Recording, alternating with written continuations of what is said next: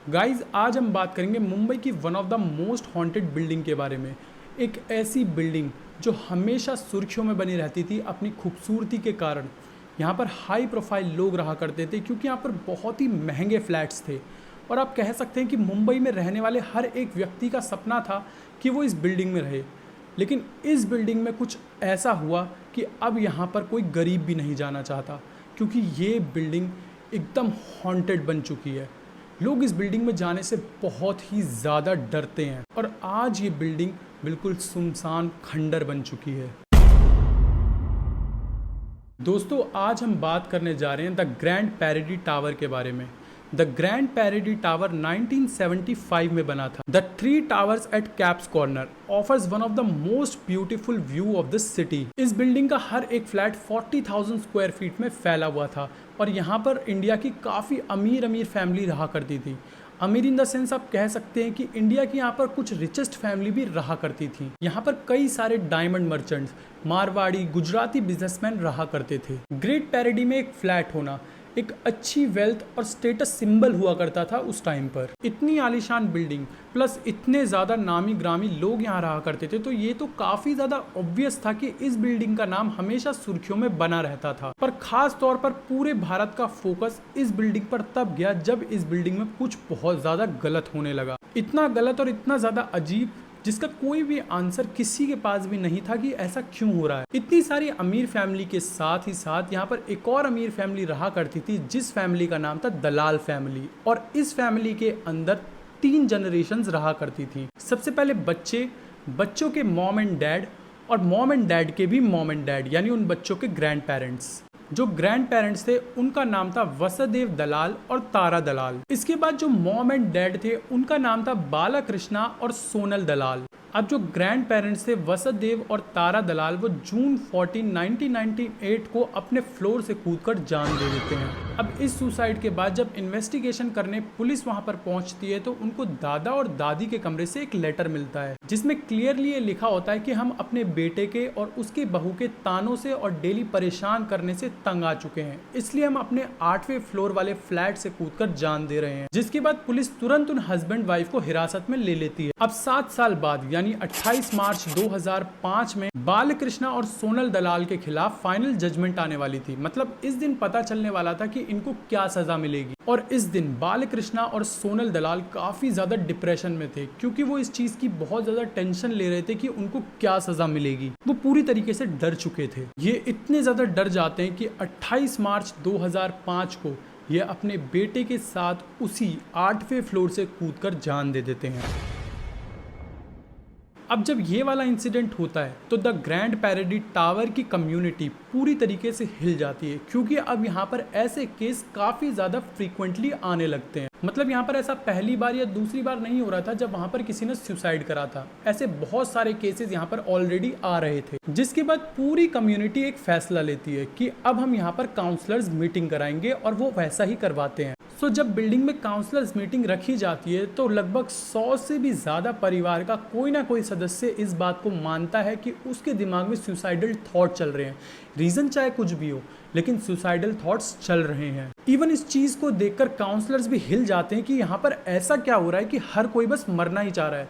हर कोई बस सोच रहा है कि उसको ज़िंदगी एंड करनी है और यही उसके पास इकलौता रास्ता बचा है। और यही क्वेश्चन एक बहुत बड़ा मिस्ट्री बन चुका था जिसका जवाब पूरे ग्रैंड पैरेडी में से किसी के पास भी नहीं था। और जैसे कि मैंने आपको बताया था कि यहाँ पर सिर्फ यही 2 केस नहीं हुए थे, इससे पहले भी यहाँ पर काफ़ी सारे केस हो चुके थे। 21 अप्रैल 2001 नारायण चंद्रा जो इस बिल्डिंग में होम सर्वेंट के तौर पर काम किया करता था वो भी इस बिल्डिंग के 8th फ्लोर पर से कूदकर ही जान देने की कोशिश कर रहा था। और इसके पीछे ये रीजन बताया जाता है कि नारायण चंद्रा किसी घर में चोरी कर रहा था जहां पर वो रंगे हाथों पकड़ा जाता है, जिसके बाद वो काफी ज्यादा डिप्रेशन में चला जाता है और वो अपने ऊपर ही शर्म करने लगता है कि वो ये क्या काम कर रहा था और इसी वजह से वो 8th फ्लोर से कूदकर जान देने की कोशिश कर रहा था। हालांकि 8th फ्लोर पर लगभग 10 घंटे का ऑपरेशन चलता है जिसमें कि नारायण चंद्रा को सेफली बचा लिया जाता है। इससे ठीक 1 साल पहले यहाँ पर एक और व्यक्ति रहा करते थे जिनका नाम था मिस्टर जैन।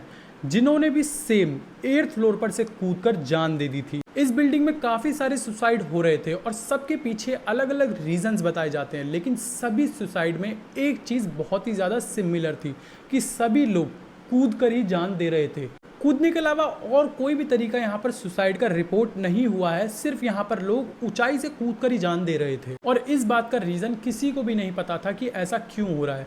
हालांकि जब आगे इन्वेस्टिगेशन बढ़ाई जाती है तो काफी सारी फैमिलीज ये बताती हैं कि रात के समय 8th फ्लोर पर से उनको चिल्लाने की आवाज आती है, जिसको सुनने के बाद उनका माइंड एकदम डिस्टर्ब हो जाता है और उनके सुसाइडल थॉट उनके ऊपर अटैक करना शुरू कर देते हैं, जिसके बाद उनको ऐसा लगता है कि बस अब सुसाइड करना ही उनके पास इकलौता रास्ता है। इसके अलावा कुछ फैमिलीज ने ये तक बताया है कि इस बिल्डिंग के अंदर उनको कुछ एंटिटीज चलती हुई दिखती हैं जो कि थोड़े दूर चलने पर गायब हो जाती हैं। इसके अलावा अगर लेट नाइट कोई भी गैलरी में से गुजरता है तो उसको तेज तेज नॉकिंग के साउंड्स भी आते हैं। इस तरह के कई सारे अलग अलग एक्सपीरियंस वहां पर रहने वाली फैमिलीज को फील हो रहे थे और इन एक्सपीरियंस के साथ ही साथ वहां पर रहने वाले कई सारे लोग अपनी जान लेने पर तुले हुए थे। कई सारे लोग सुसाइड कर रहे थे, कई सारे लोग सुसाइड करने की कोशिश कर रहे थे। बस आप ऐसा समझ लीजिए कि पूरी बिल्डिंग में एक अजीब सा डिप्रेशन छा गया था और हर कोई बस अपनी जान लेने पर तुला हुआ था। किसी को भी समझ नहीं आ रहा था कि पूरे ग्रैंड पैराडी टावर में हो क्या गया। एक अजीब सी नेगेटिविटी फैल गई थी और हर कोई अपनी जान देने पर उतारू था। इतने ज्यादा नेगेटिव माहौल में कुछ फैमिलीज ने ठंडे दिमाग से फिर भी स्मार्ट मूव्स लिए और हमेशा हमेशा के लिए इन फ्लैट्स को छोड़कर चले गए, जबकि ये बात बिल्कुल भी आम नहीं थी। इन फ्लैट्स की कीमत काफी ज्यादा थी, बट काफी सारे लोगों ने ये सोचा कि अपनी सेफ्टी और अपनी फैमिली का ख्याल रखने से ऊपर कुछ भी चीज नहीं है और ऐसे ही कर करके धीरे धीरे ये बिल्डिंग एक अबेंडेंड बिल्डिंग में बदल गई और अब इस बिल्डिंग में कोई भी नहीं रहता। ये प्रॉपरली खंडर बन चुकी है। पर आज भी काफी सारे लोगों का कहना है कि इस बिल्डिंग में काफी ज्यादा नेगेटिव वाइब है। लाइक अगर वो इस बिल्डिंग के पास से भी गुजरते हैं तो उनका मन बड़ा अशांत सा होता है और उनको बहुत ही परेशानी टाइप फील होती है। साथ ही साथ रात के समय पर इस बिल्डिंग से तेज तेज चीखने चिल्लाने की आवाजें भी आती हैं और वो भी स्पेशली 8th फ्लोर से। जितने भी मैंने आपको सुसाइड के केसेस बताए ये तो बहुत ही कम केसेस है। उस टाइम पर इंटरनेट इतना ज्यादा एक्टिव नहीं था, तो आज के टाइम पर इंटरनेट पर कोई भी ज्यादा इंफॉर्मेशन नहीं है यहाँ के सुसाइड्स के बारे में,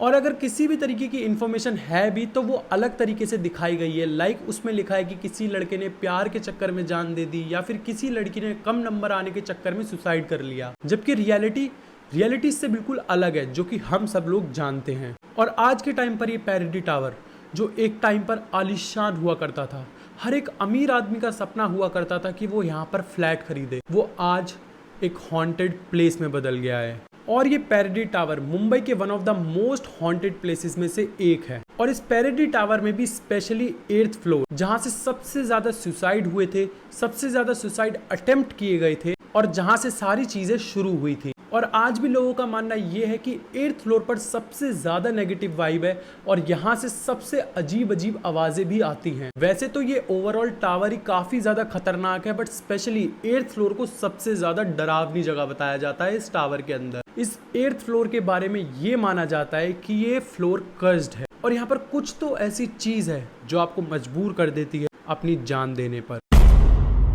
सो गाइज, यही थी video the grand Paradi tower के बारे में। आपको क्या लगता है कि यहाँ पर जो इतने सारे सुसाइड केसेस आए ये रियलिटी में किसी एंटिटी की वजह से हुआ है या फिर कुछ और बात है? आप अपने थॉट्स कमेंट सेक्शन में हमारे साथ जरूर शेयर कीजिएगा। हम सारे कमेंट्स पढ़ते हैं और सबका रिप्लाई करते हैं। वीडियो को लाइक कर देना और चैनल को सब्सक्राइब कर देना, क्योंकि ऐसे बहुत सारा मजेदार हॉरर कंटेंट आपके साथ हम शेयर करने वाले हैं। मिलते हैं किसी और वीडियो में दोस्तों, तब तक के लिए bye bye and take care.